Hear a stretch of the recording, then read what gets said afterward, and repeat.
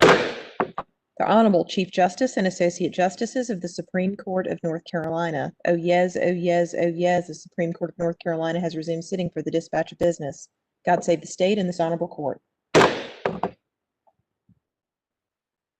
Good morning, everyone. The next case is in the matter of IK, and we'll hear from the appellant. Good morning again. May it please the court, my name is Sean Vetrano, and I represent the respondent father, who is referred to in the briefs by the pseudonym Isaac in this appeal. I'd like to reserve 10 minutes for rebuttal time, please. Isaac challenges a permanency planning order awarding guardianship of his daughter Ileana to Ileana's maternal grandmother Beatrice. Ileana is now 8 years old. Her mother is referred to by the pseudonym Patty. Ileana has been in the custody of Beatrice, who lives in Mebane since April of 2016, nearly 5 years now. Ileana has an older sibling that we are referring to as Kevin. He'll be 13 soon. He's lived with Beatrice since he was about 3 years old. Isaac is not the father of Kevin. In November 2017, the district court awarded guardianship without making any factual findings or concluding that the respondents were unfit or acted inconsistently with their constitutionally protected parental rights. The respondents appealed, and the Court of Appeals vacated the order and remanded the case for further proceedings. On remand, the trial court held additional permanency planning hearings over 2 days.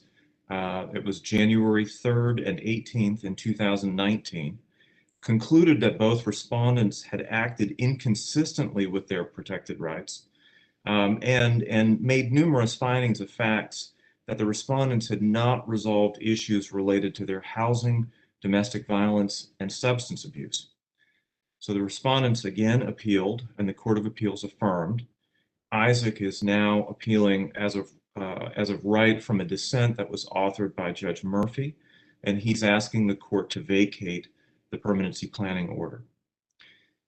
The question before the court today is whether clear and convincing evidence supported the trial court's findings that Isaac failed to obtain safe and stable housing and to refrain from domestic violence and drug use, and therefore acted inconsistent with his constitutionally protected right to parent Ileana. Review of the legal conclusion is de novo. The factual findings of the district court have to be supported by clear and convincing evidence, and the clear and convincing evidence standard requires evidence that should fully convince. Justice Morgan, you asked me a question yesterday about whether there was a bright line rule in a case involving the sufficiency of evidence. In this case, there is no bright line beyond which a parent's conduct amounts to action inconsistent with the parent's constitutionally protected paramount status. It is a fact-sensitive inquiry, and the court is required to consider both the parent's conduct and his intentions vis-a-vis the child. So I'll jump right into the issue of safe and stable housing. Isaac has challenged various findings of fact, asserting that the respondents had not obtained safe and stable housing appropriate for Ileana in the 3 years that she was out of their custody. The respondents had lived in the same home since August 2016. That's Isaac's mother's home.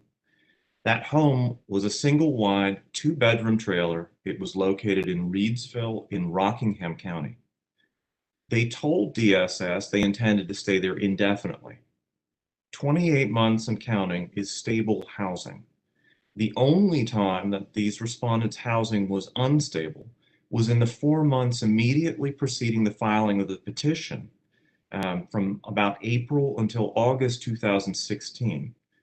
At that time, the respondents shared a home with Patty's father, and that home had some plumbing issues, which they were handling in a not very sanitary or hygienic way, and ultimately in August, the respondents were evicted from that home. But from April 2016 through the hearing in 2019, they remained in one place. And they had Mr. Vetrano, if I understand your colleague's argument in response to that, point, I think Ms. Fleming would say that what rendered, in their view, the housing in question as unstable was, first of all, the fact that they had no legal right to be there, that they were there at the sufferance of the paternal grandmother, and then secondly, that conditions in the home weren't very good due to clutter and some structural issues. I think that's likely to be her response to your argument. If she's got a different one, she's got time to give it. How would you respond to that aspect of the department's argument, at least as I understand it? There was no evidence that they were not going to be allowed to continue to reside there indefinitely, and quite frankly, there was good reason to be there. The grandmother was a diabetic amputee who had mobility issues. She was sort of confined to a wheelchair or needed a walker to move around. So they were helping her by living there. And there were reasons having to do with their financial condition that were also causing them to live there. It was affordable housing based on the available income. But with respect to the other concern, which I would describe essentially as habitability of the home, there were issues, early on in 2014, Rockingham County had concerns that this was a hoarder house. And in 2014, that case was investigated and then it was closed with no findings, no services recommended. By 2017, Rockingham County DSS determined that that home met minimum standards for the children to visit. And in September 2017, after Patty gave birth to her third child, Rockingham County visited the home again and said that the home met minimum standards. So this home, and quite frankly, the parents have been raising that child in the home ever since that time. Am I mistaken in thinking that in remembering the record, to say that the Rockingham County DSS on a couple of occasions in 2018 rendered a less than favorable opinion about the status of the home?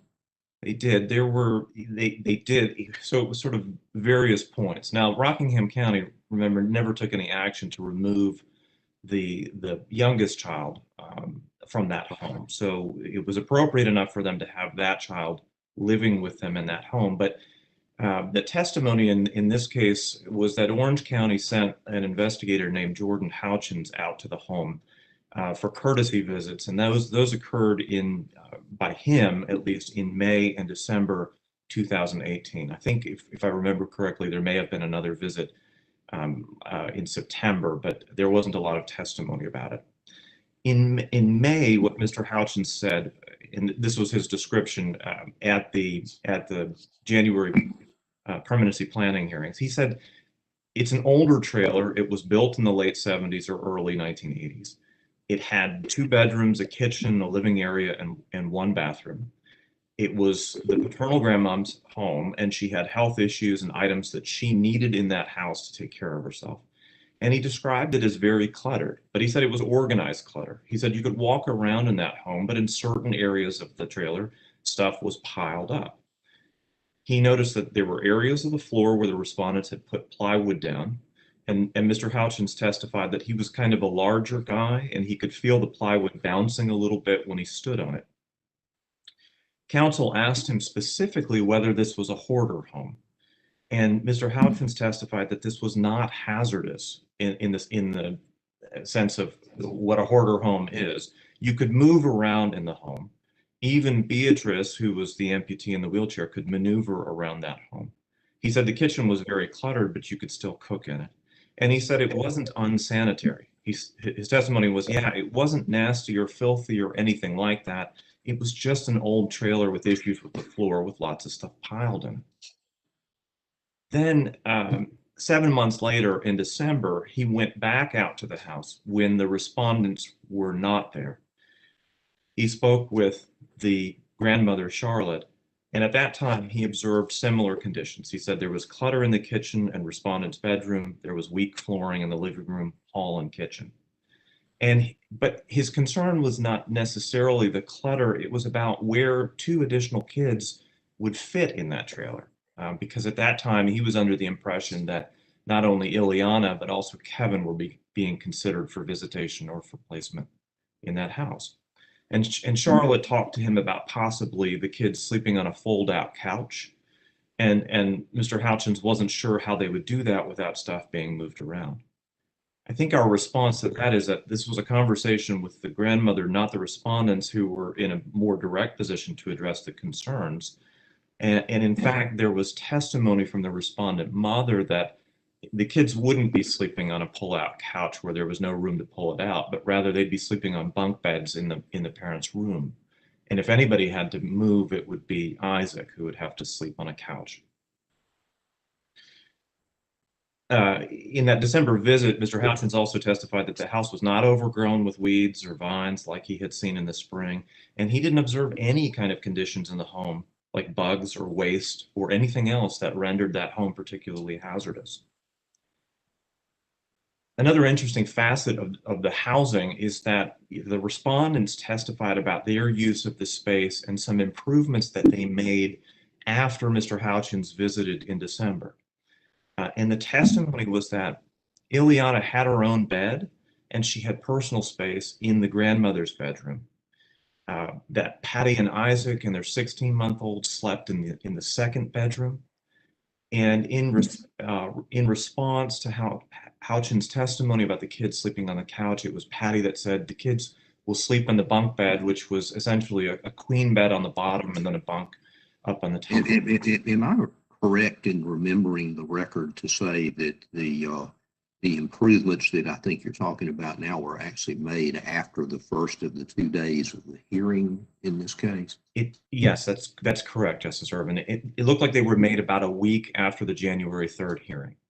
Go ahead, I'm sorry. Well, so Patty came in at the second day of the hearing, and when she testified, that's when she presented the photographs showing the condition of the home. So both the respondents testified that they, after hearing again about the concerns regarding the flooring in December, when they had some extra money, they replaced the weakened flooring with new plywood, which they anchored to the floor joists, and they removed additional items that the family no longer needed in the house. And that's when Patty then showed the photographs showing the floor reinforcements and areas of the house that were still small and cluttered, but there was space visible on floors, beds, the dresser, countertops, the table, and the stove. There was, in this case, the trial court erred in finding that the improvements that the parents made between the beginning of the hearing and its end were not indicative of the day-to-day condition of the home. We took issue with that particular factual finding. The testimony as to the improvements they made was undisputed. It was supported by the photographs that they introduced into evidence.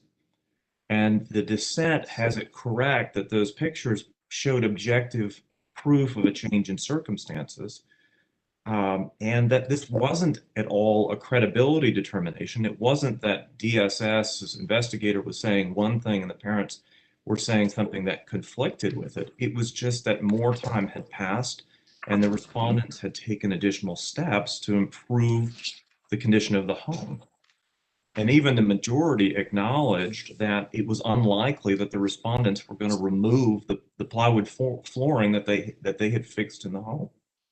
I mean, if I was reading the trial court's order correctly, it seemed to me that at least some of the trial court's response in the remand order to this particular point was concerned that this was potentially a one-time occurrence motivated by the fact that we didn't look so good at the hearing, and therefore the trial court expressed some concern about whether the approved conditions would persist. And I understand about unscrewing the plywood on the floor, but what would be your response? I mean, why should that determination by the trial court, I don't want to get into what it is, but why should that determination by the trial court not be pertinent to our analysis of this particular phase of the case? I think it has to do with the fact that there just wasn't a safety issue, and that the real sense that one gets when you sort of study this is that the respondents are they're somehow being punished for their choice to live in a house that is small because they're poor. And when they've taken the steps to address anything that might potentially be a safety issue, the rest of it is, if the clutter in the house didn't pose a safety issue or habitability issue, which seems to be what Houchins was testifying to, then how is that acting inconsistently with their protected rights? Another component of the trial court's factual findings that are contested are the factual findings that have to do with continued drug use. So Isaac challenged 26C, where the court found that he continued to engage in illegal drug use despite his completion of treatment in classes, and that substance issues were still present and had not been resolved. The original issue with drug use was the mother being observed snorting pills when her son Kevin was visiting with her, and that was at a time when Isaac and Patty were not living together. Although drug use was identified as a concern here, and Isaac delayed submitting to screens in 2016 because he admitted he'd test positive for marijuana, he got himself into compliance in 2017. In that year, there were 14 tests that were requested.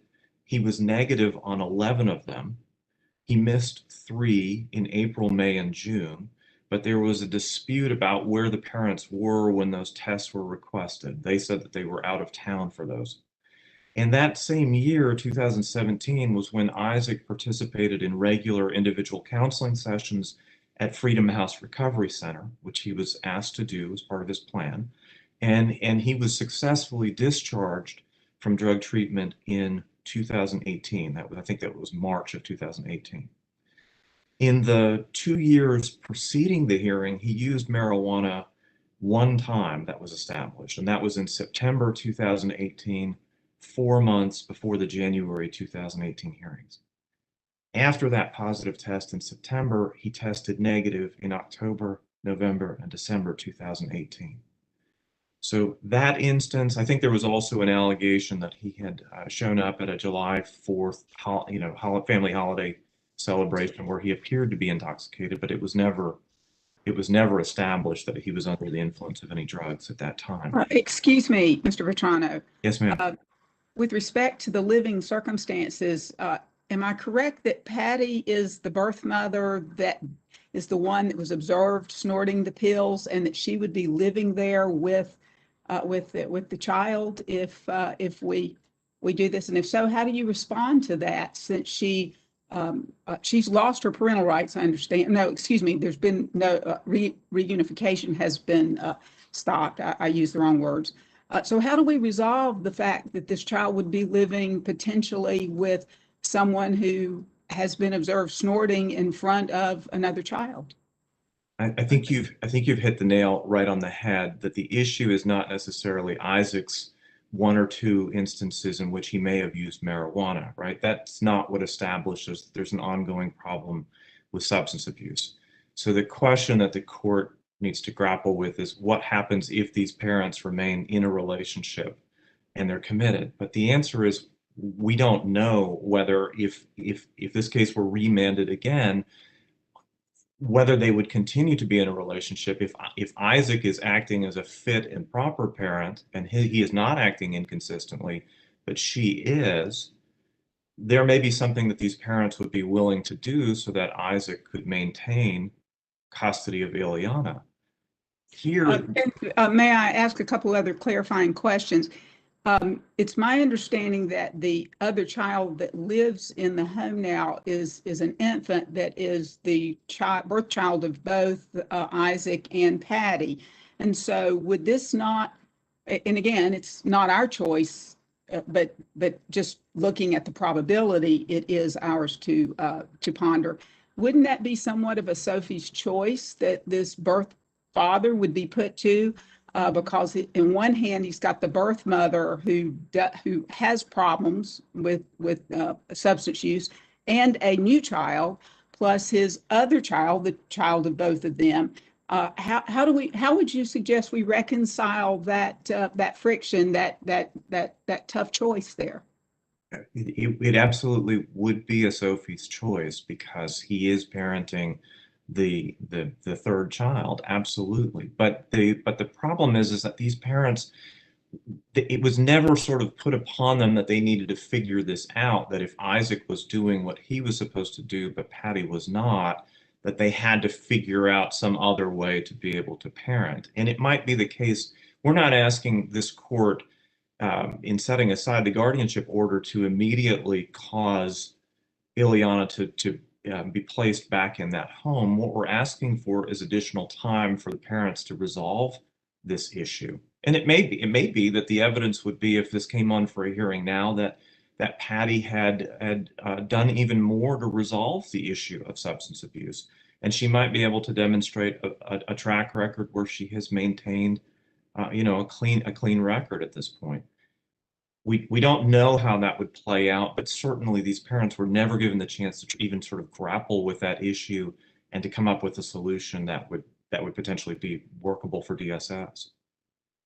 Counselor, as I'm looking at the two factors that you have examined so far, that being housing and the substance abuse concerns of the trial court, I'm noticing that in the Court of Appeals opinion that the majority couched its opinion in terms of what it called the, quote, credibility assessment of the evidence, unquote. Of course, credibility is typically left to the trial court in terms of giving deference as to credibility issues.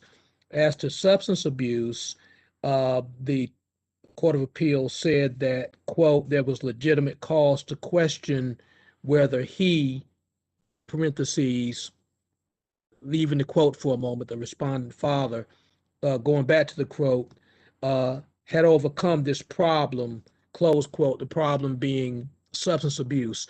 Again, in terms of looking at clear and convincing evidence, the Court of Appeals is couching its opinion on matters that give it somewhat of a buffer in terms of this court being able to find that there was not clear and convincing evidence on matters that are typically left to the discretion or the deference of the lower tribunals. What cause would we have to overcome those determinations based upon your challenge of lack of clear and convincing evidence?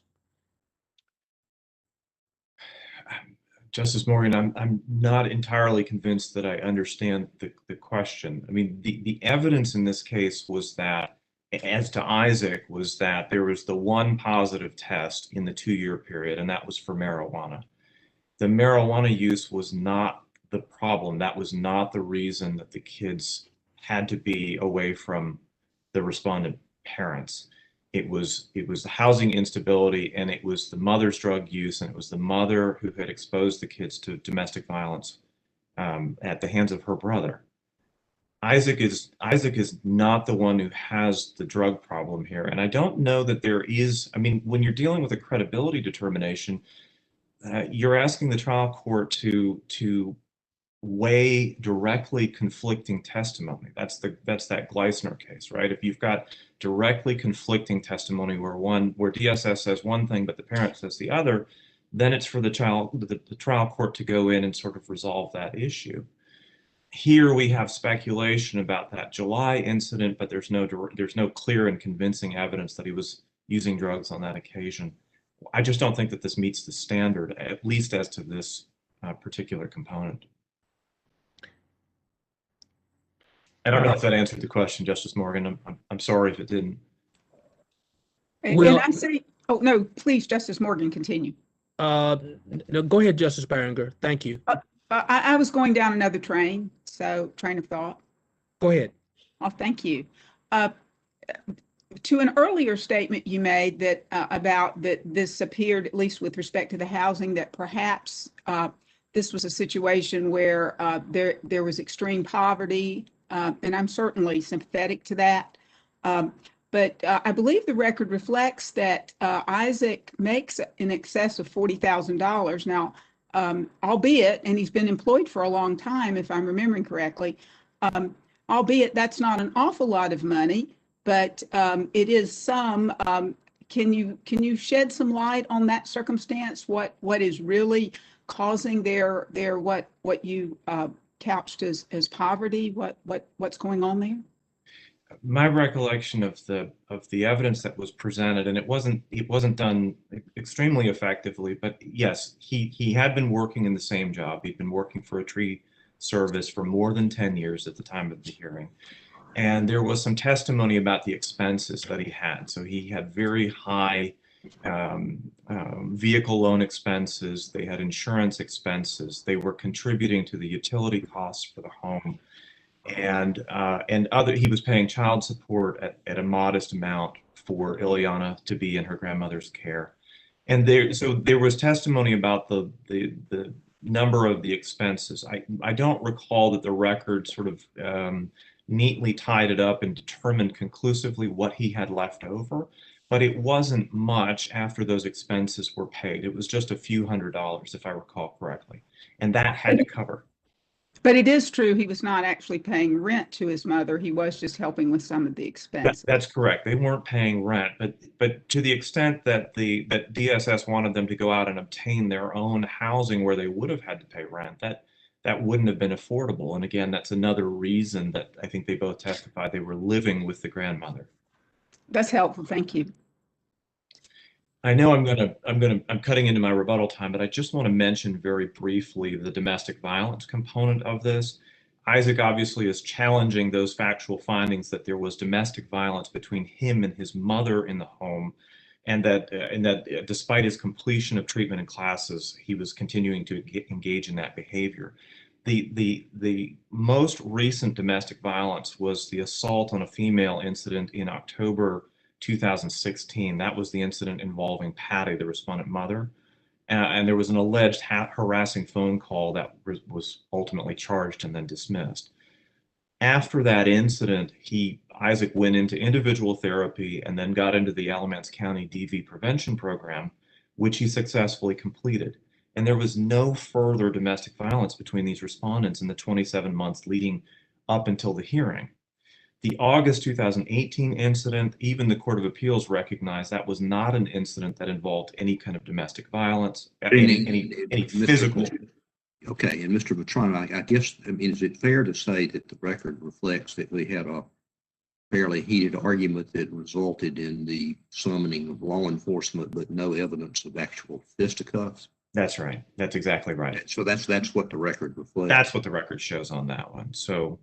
And then if you look at the other factors, the other evidence in this record that show that Isaac maintained his protected status, I mean, he's paying child support. He was participating in his Sunday visits. He was showing love and affection toward Ileana. And as this court stressed back in 2001 in the Adams versus Tessner case, the due process clause of the 14th Amendment ensures that the government does not impermissibly infringe upon a natural parent's paramount right to custody solely to obtain a better result for the child.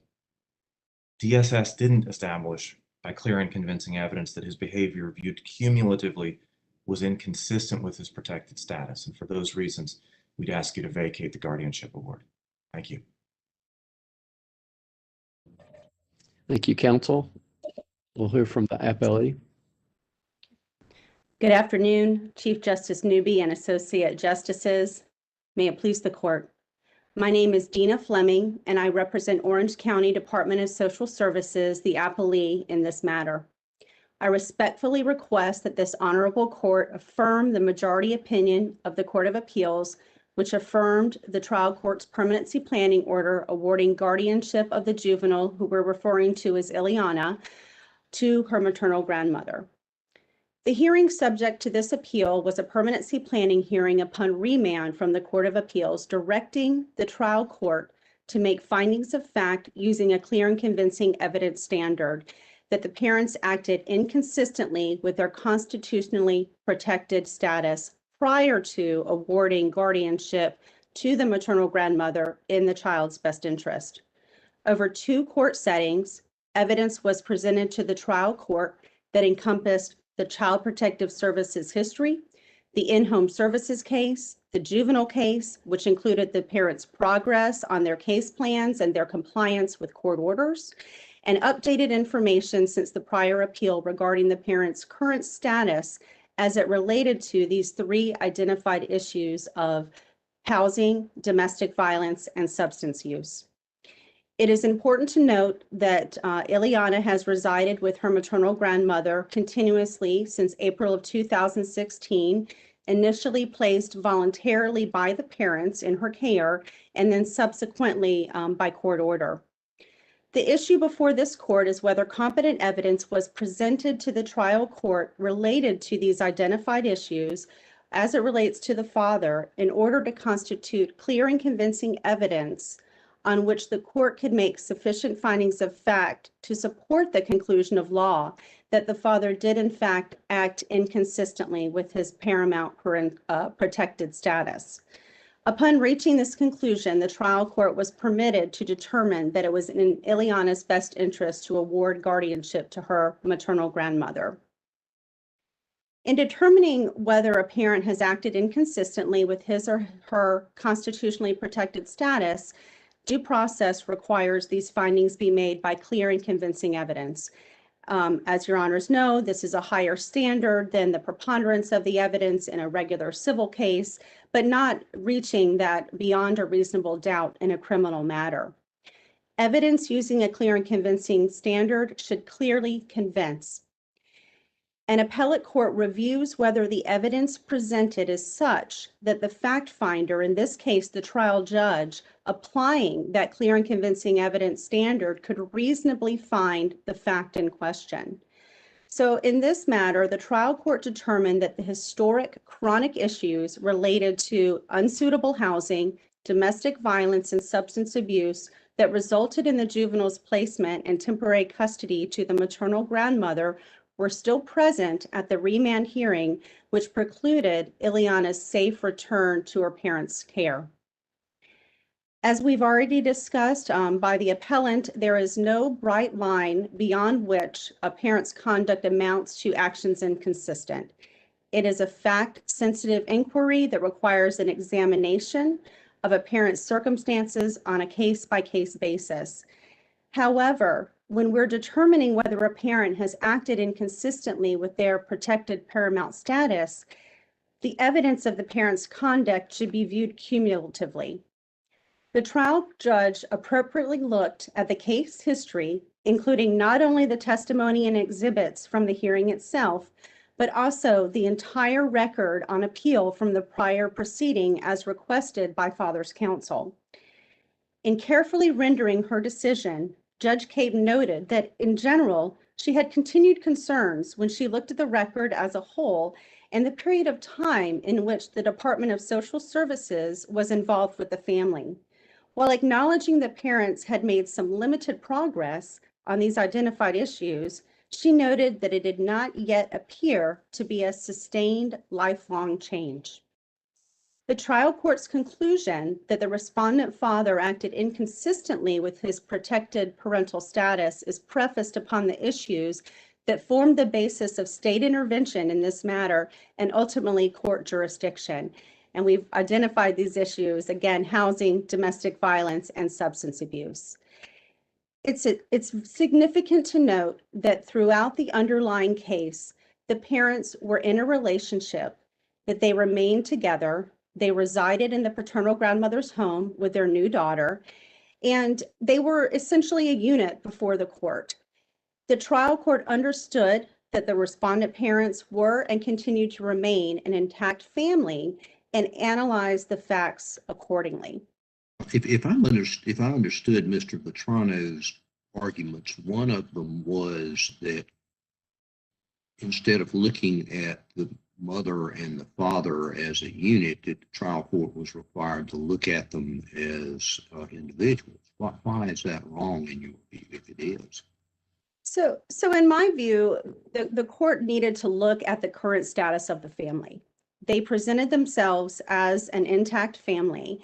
We're not looking as a juvenile court or any court to try to interfere with family relationships. And so while the court needed to consider what each parent did as it relates to these identified issues, I think the court was well within its right to consider how that worked together with the parents. And as I go forward with some of the, I mean, are you arguing that it would be appropriate to find that the father had essentially forfeited his constitutionally protected right to parent based upon the mother's conduct, or vice versa? I wouldn't go that far, Your Honor. I think that we do need to look at their individual conduct, but then also we can't ignore the fact that they are remaining an intact family. And so the trial court did look at each parent's individual work as it related to the housing, domestic violence, and the substance use, but then was able to look at the parents as a unit. And so when we're thinking about parents that are together, for example, with substance use, and we have an intact family, we need to make sure that we have a parent that is appropriate to provide proper supervision and care for a child if the other parent is under the influence. And so it is a consideration for the court. It would have been a different case, and these are not the facts before the court, had the parents been separate. And so then we would have been able to analyze what is the father's circumstances independently of the mother's. But in this case, because they were and remained, and there were findings about them being an intact family, I don't think it was something that the trial court could or should have ignored. So moving on to housing, I do want to start there. Inappropriate housing was identified as an issue during the in-home services case and was ultimately a factor that led to Ileana being placed with her maternal grandmother's maternal grandmother's home on April 26th of 2016. What happened is the mother's probation was violated because she tested positive for substances, and her jail was activated.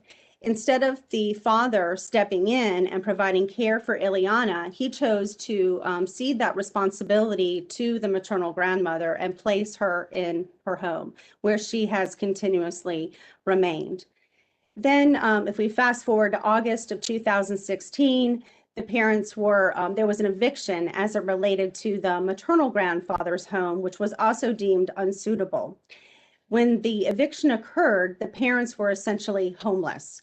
And this was a tipping point in the case, in the in-home services case, for the department to determine that there were need for juvenile court jurisdiction. So petitions were filed and non-secure custody was obtained. Despite the father's steady, gainful, full-time employment, he's remained employed for 10 years, he and the mother moved to the paternal grandmother's home in Reedsville instead of looking at securing their own independent housing. Shortly after the petition was filed in October of 2016, Rockingham County DSS determined that the paternal grandmother's home was inappropriate for placement of Ileana due to hoarding. So shortly after the case was filed, this housing was identified as inappropriate. And that eliminated the paternal grandmother as a relative placement option. This home, which we've heard described as sort of a dilapidated, older, single-wide, two-bedroom trailer with one bath, straddled the minimal standards as it relates to housing throughout the case. So from October 2016, we fast forward to March of 2017, and Rockingham County, conducting a courtesy visit on behalf of Orange County, reported that at that time, the house had met minimal standards. However, by May of 2018, when we have Assessor Houchins doing a home visit, and then again in December 2018, Rockingham County Department of Social Services determined that the mobile home was not suitable for Ileana due to structural concerns in the floor, and also what was characterized as hoarding activity and excessive clutter. Is there a distinction between suitable for visitation and suitable for placement? I think there can be, depending on what type of visitation it would be. I think if you're looking at unsupervised overnight visitation, it would be a similar consideration as it relates to placement. However, if it was supervised visitation in the home, visiting, I think it would be a different standard. Well, So, if you look at finding of fact number 37 in the order, for example, it says that the court finds testimony and documentation of Rockingham County DSS to be credible and the housing conditions of respondent's parents as of December 12, 2018 was not safe and appropriate for the minor child. Is that safe and appropriate for visitation? Is it safe and appropriate for placement? Both? Neither?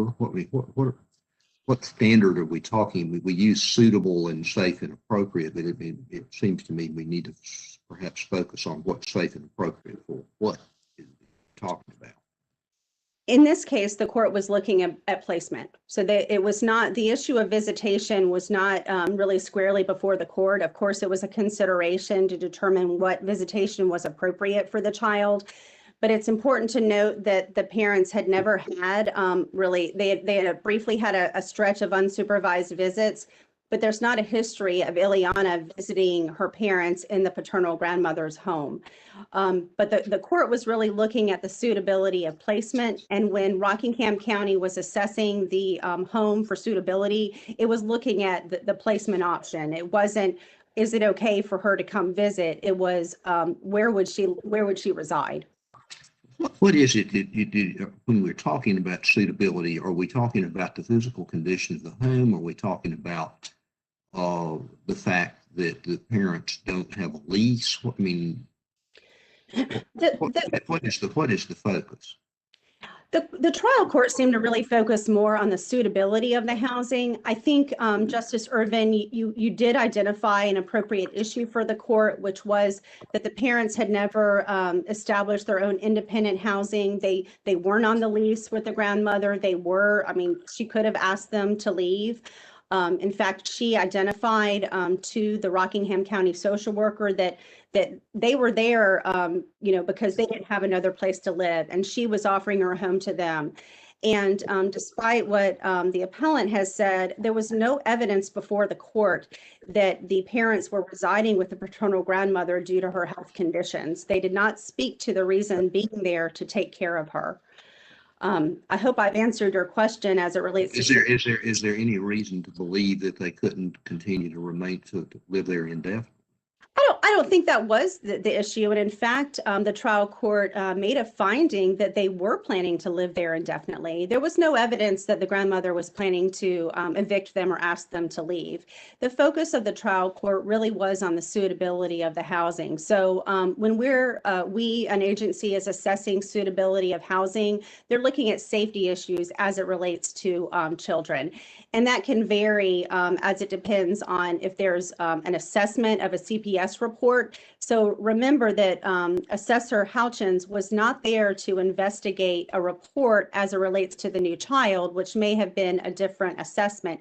He was simply doing a courtesy visit on behalf of Orange County DSS to assess whether or not the home met minimal standard conditions to allow for placement of Ileana. And he determined that, the physical condition of the home was a barrier to placement. So safety concerns related to the flooring, and also, he talked about organized clutter, but the fact is this was a very small space. And in that small space, it was essentially a hoarding type situation is exactly how he characterized it. And so even the grandmother in her wheelchair, I think he had some concerns about her accessibility in that home. And the other thing that's important to note is that the home, again, straddled the minimal standard of care. So there was a point in time where Rockingham County said, you know what, this may be appropriate. And as it relates to, for example, an infant who's not going to be mobile, that may be a different assessment to, a toddler who could pull down, the clutter and things could fall on them. He talked about the home not being filthy or dirty. But, when you're talking about a hoarder type situation and excessive clutter, there's just numerous safety concerns for a child. And then you also have to consider, like brown recluses and, insects that could also be a safety concern. So going back to the home visits by Assessor Houchins, he identified these issues back in May of 2018. He met with the parents and said, look, there's some structural concerns with the home. There is this clutter.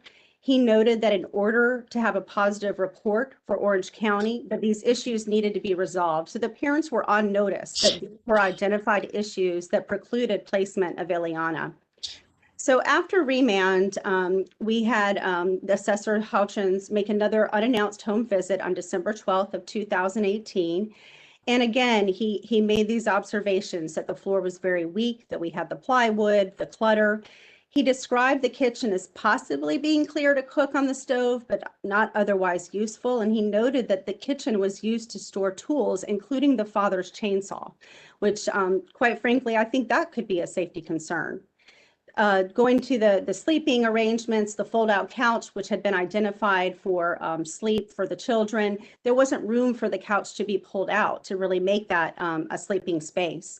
And so while he acknowledged that the parents did have a younger child that was residing in the home, again, he was not assessing the condition as it relates to that child. He was trying to determine placement of Ileana.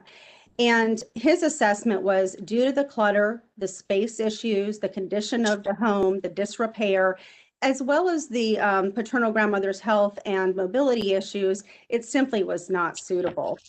What's your response to the emphasis that the dissent placed on the photographs and the fact that the photographs showed to use the emphasis of the dissent, current condition of the housing situation for notably the respondent father, and that as to that finding of fact that the day-to-day condition of the home continued to be unsafe, that it really wasn't continuing to be unsafe in terms of the current condition as shown by the photographs, and as a result, the credibility determination was inappropriate and therefore was not an objective fact as to the finding of fact that was made. What's your response to that? Thank you for your question, Justice Morgan. My response to that is while the photographs are undisputed and that there was some repair to the floor, and we acknowledge, the majority opinion acknowledged that, they're not going to go back on the repairs. The repairs are going to stay. But what the trial court was able to consider was while these were photographs at a point in time, these photographs were taken after the assessor testified to the conditions of the home. So she had real concerns that this was actually what the house would look like. Additionally, the trial judge could consider the history of the case and how I've already discussed that the home had met minimal standards and then fall below the minimal standards. So while some of the clutter had been cleared and the pictures did show a more appropriate home, the trial court was within her discretion to determine the credibility of the mother and looking at the case history, that those pictures were not representative of the day-to-day condition of the home. And in fact, with that information, I think that she could infer that based on the history, that home was going to fall below the minimal standard of care and get cluttered again, because looking at how it straddled that line. Does that negate the finding of fact being supported by clear and convincing evidence if all of that was before the district court judge at that time, and yet based upon a credibility finding, which the dissent says was negated by the photographs, that nonetheless this court should still find that there's clear and convincing evidence even in light of those photographs? That's what I'm asking you to do, Your Honor. So even though those photographs were not indicative of the day-to-day condition of the home, those photographs were taken after the issues were identified in the prior hearing. The parents had 2 weeks to get the home in order and get it to a condition that seemed to represent what they had hoped, the placement. I would offer to you, Your Honor, that those parents were on notice throughout the case about the condition of the home. particularly at least back in May of 2018, and they should have been making those steps at that time to make the home suitable for the child. So what I would say to you, Your Honor, is that those photographs showed a point in time when the home was above the minimal standard of care. But based on the history, the trial court was able to determine that that was not necessarily how the home was going to remain. I'd like to move forward now to the other issues so that I can respond to the domestic violence and the substance use. The history of domestic violence was testified at length by Emily Wise. She set forth this in her court report, which was admitted into evidence, and it was also incorporated by reference into the court report. This was identified as an early issue in Kevin's case, as he had been exposed to domestic violence in the home with his mother and Ileana's father, and that had caused him, some negative implications.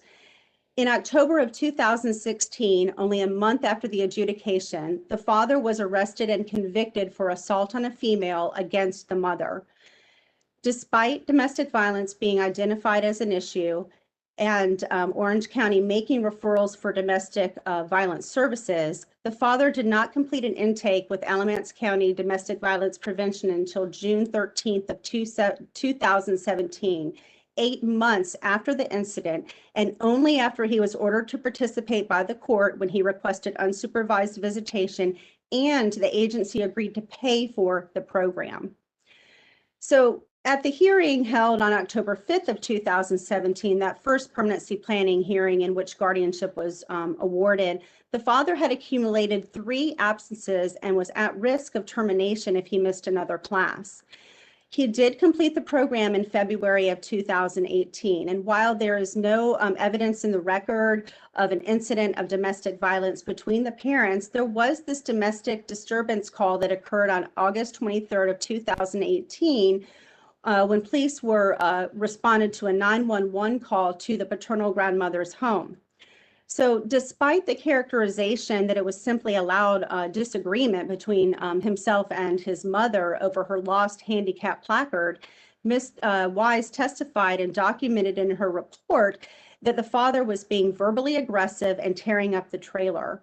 And so while there's acknowledgement— When I discussed this issue with Mr. Vetrano, his point seemed to me to be that there was no evidence of physical violence between the grandmother and his client, and that therefore it was the implication that I got was it was really unfair to refer to that as domestic violence because there were no, I think my word was fisticuffs involved. What would be your response to that contention on his part? So my response to that is that based on the history of the case and the fact that domestic violence was identified as an issue, that the trial court was within its realm to consider that there was this domestic disturbance where the father was aggressive and there were anger issues that required law enforcement. And so for the trial court, that left the issue of domestic violence sort of unresolved and a concern for her. Looking at the time, I'd like to now talk about the substance use of the father, because it's been characterized that he only tested positive for marijuana one time, and I want to clear up some things as it relates to his substance use. So this continued to be an issue. Early on in the in-home services case, the father did not agree to drug screens. He did admit to marijuana use, and he did not want to get a substance use assessment. Over the course of the proceedings, he failed to complete a third of the requested screens. In January of 2017, his hair follicle test was positive for oxycodone, and while he produced a prescription, he refused to sign a release for the agency to speak with his provider. In June of 2017, the father missed screens, and on July 4th of 2017, he appeared under the influence at a family event, and because of that, his unsupervised visits were rescinded and went back to supervised visits. While the appeal was pending, the parents completed their Freedom House treatment on March 16th of 2018. However, on September 4th, 2018, the father tested positive for marijuana on a hair follicle screen. I don't want to delve too much into the hair follicle, but what it showed was that there was marijuana use. I don't think that we can be clear that it was only a one-time use, but he did test positive on the hair follicle screen. The other point that I want that the court considered, and I would ask you to consider as well, is there was a text exchange between the parents on April 20th of 2018 that was observed by Kevin. This occurred a month after they completed their Freedom House treatment. The mother contacted the father by text and asked the father about purchasing a gram. The father responded, "A gram of what?" because he needed to clarify what drug the mother was asking him to procure. And she did clarify that it was marijuana. Again, going back to some of the initial questions, the parents are a family unit here. The mother reached out to the father as her drug source. This exchange, coupled with the positive drug screen, appropriately raised concern for the trial court that substance use in the home continued to be an unresolved issue. So with the understanding that substance use was an identified issue for state involvement with the family, that going back to the initial report that the mother was snorting Percocet in the home, the father acted inconsistently with his protected status by not abstaining by substances despite engagement in and completion of treatment. Additionally, he remained in a relationship with the mother, resided with her, and she continued to exhibit drug-seeking activity, behavior for pain pills. And this was acknowledged by findings of fact of the trial court. And ultimately, in Judge Murphy's dissent, he acknowledged this was the reason that he affirmed the guardianship as it related to the mother. And so I would submit to you that the father was, he was part of this drug-seeking activity between the mother. So in conclusion, I would argue to your honors that clear and convincing evidence supported the trial court's findings, which in turn support the conclusion of law that respondent father acted inconsistently with his protected parental status. The recent incidences raised serious concern that resolution of the chronic issues related to unsuitable housing, domestic violence, and substance use that precipitated the circumstances in which Ileana was placed with her grandmother remained. As this constitutional hurdle was cleared by the trial court, she could appropriately determine that it was in Ileana's best interest to be placed in the guardianship of her maternal grandmother, with whom she had resided over half of her life. The majority of the opinion of the Court of Appeals should be affirmed, and that would leave the trial court's guardianship order affirmed as well. With my remaining minute and a half, I would be happy to entertain any additional questions.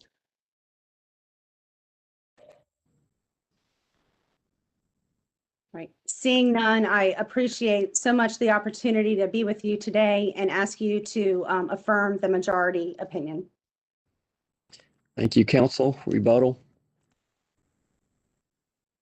Thank you. Three quick points in response to Ms. Fleming's argument. Tearing up the trailer, Isaac testified that this was over, that the domestic disturbance, which is also how Charlotte characterized it, was over the loss of a handicap placard, which they couldn't find. Tearing up the house, which is what was apparently reported on the 911 call, could just as easily have been him rooting through the possessions in the house looking for this thing. That there would be speculation to claim that this was ongoing domestic violence that had not been resolved. Second point, the wood floor repairs in the house. They were made after the Houchins visit on or about December 12th. They were made before Christmas. And then the parents called DSS and Houchins back and said, hey, come out and look at what we had done. We are aware of the concern. We are taking steps to resolve the concern. Third and final point, helping take care of the grandmother in the home. If you look at the transcript at volume 2, 163, Isaac maintains the property. 169, Isaac and his brother were the ones who replaced the flooring on there because they knew the floor was weak where the wheelchair was going to be. They removed the carpet while Charlotte was in rehab so that she could move around using a walker and a wheelchair in the home.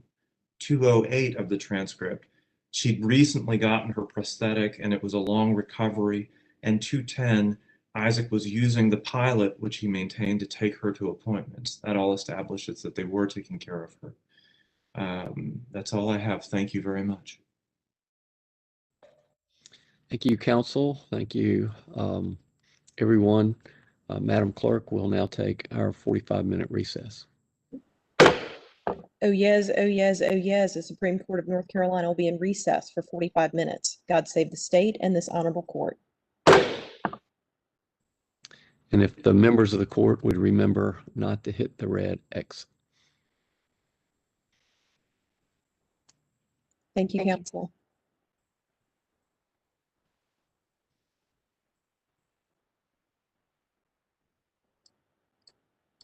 All right. And Fred, do you want to turn hosting back over to me? What I thought I would do would be to get one